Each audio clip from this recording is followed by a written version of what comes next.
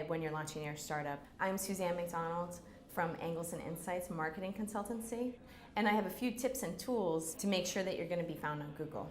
You have to remember, as someone in my networking group says, Google is really your first customer these days. If you're not found on Google, basically you don't exist. So conversion is very important because when people find you on Google, they want to make sure that they can find the information they're looking for.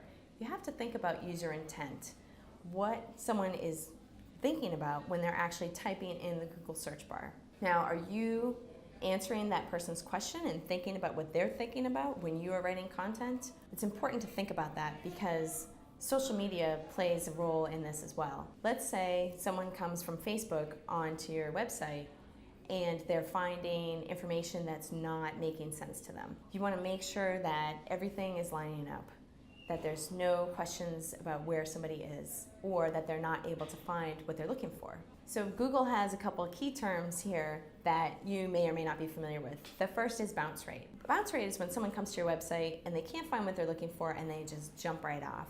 One and done, and Google says, uh-oh, this is not a good quality site. They're not finding what they're looking for.